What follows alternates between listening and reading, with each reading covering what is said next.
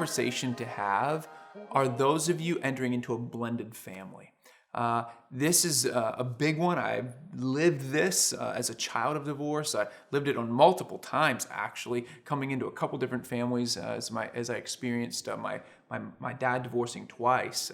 And it's an important one to have, because at the end of the day, there's a lot of issues that you need to navigate. There's a lot of communication, a lot of conversations that need to happen, a lot of moving parts, depending on where the kids are, who's got custody. If you're bringing in like the Brady Bunch, right? You're each bringing in two sets of kids, and then maybe you decide to have children of your own.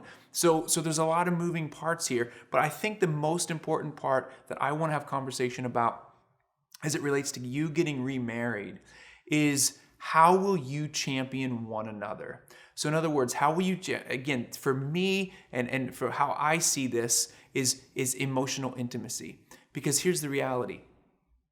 We're going to get into this next, but how we cultivate. But one of the single greatest predictors of divorce is emotional disconnection. It's being disconnected from one another emotionally, which is why I believe emotional intimacy is everything.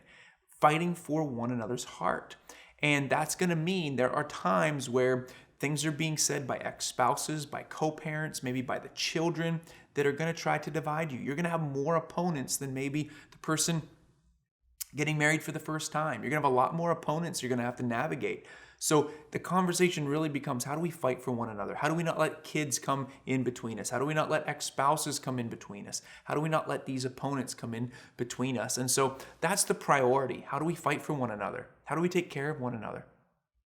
But then in addition to that, you also have children that are coming into this dynamic. And so you want to talk about, how do we create the safest environment at home for our children?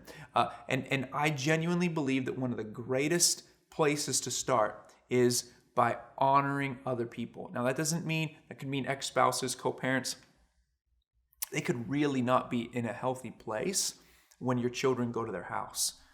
But don't bring that negativity into your home. Don't bring ridiculing, shaming other people into the house. Don't bring that negative energy there. Why? Because it's not helpful. And what it's doing is it's teaching our children to talk badly about other people. And what it does is it doesn't bring in a positive energy into your relationship.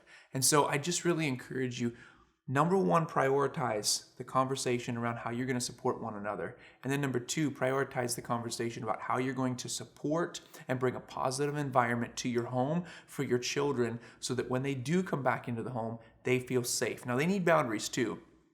That's a whole other conversation. That's a parenting conversation.